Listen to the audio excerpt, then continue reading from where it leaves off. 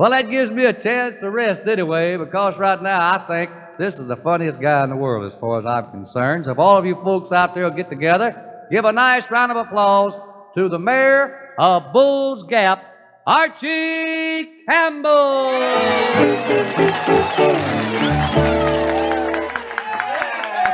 Thank y'all.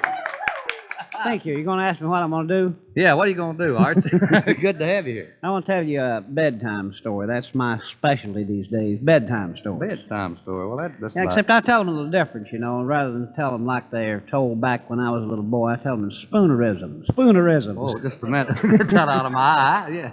What in the world is spoonerism? What is spoonerisms, Archie? Now you got me. Spoonerism is a name from a guy named Spooner, but he turned everything backwards. Like instead of Cinderella, you say Rindercella. So I'll tell the story of All right. Rindercella.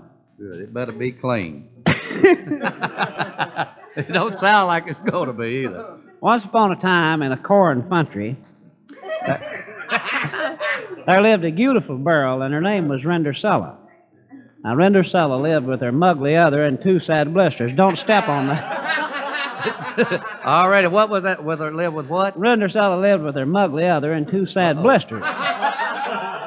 Also in this same corn country, there was a very pransome hince. This pransome hince was going to have a fancy fall. He invited all the people for Riles a Mound, especially the pitch reaper. Rindercella's muggly other and her two sad blisters went out to buy some drancy fesses to wear to this fancy fall, but Rindercella couldn't go because all she had to wear was some old dirty dags. Finally, the night of the fancy fall arrived. She just cat down and cried. And she was kitting there shrine when all at once there appeared before her Gary Mudfather. And he touched her with his wagic man. And there appeared before her a keg boach and Hicks white sources to take her to the Bancy Fall. But he said to Rindercella, said, now be sure and get home before, sit down, Mel. Said, now, Rindercella, be sure and get home before midnight or I'll turn you into a tumpkin. When Rindercella arrived at the Banshee Fall, the pransome hince met her at the door because he'd been watching behind a wooden hinder. Rindercella and the pransome hince danced all night, and they lull and fuv.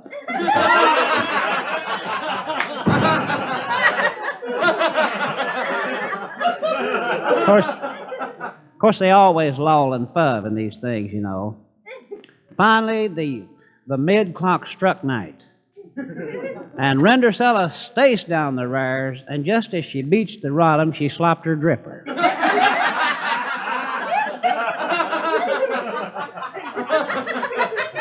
The next day, this pransome hince went all over this corn country hunting for the beautiful girl who had slopped her dripper.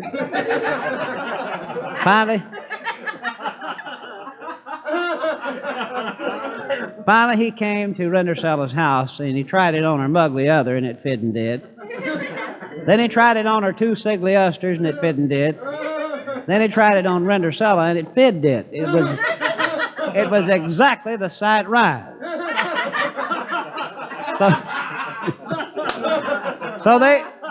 So they got married and lived heavily after afterwards. Now, the story of the Maury is this. If you go to a Banshee Fall and you want to have a pransome hince loll and fub with you, don't forget to slop your dripper.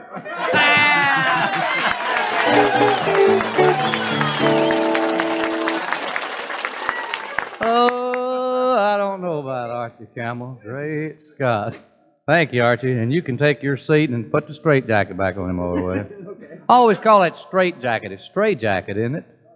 No, for him it's straitjacket because he's a stray. What is the Jack Strackett? Jake Strackett. Jay Strackett. Jay Strackett. All right. Thank you very much, Archie Campbell. Thank you. You're in fun. Oh. Well, I wish I could think up something for you, but I don't believe I'll come out that way.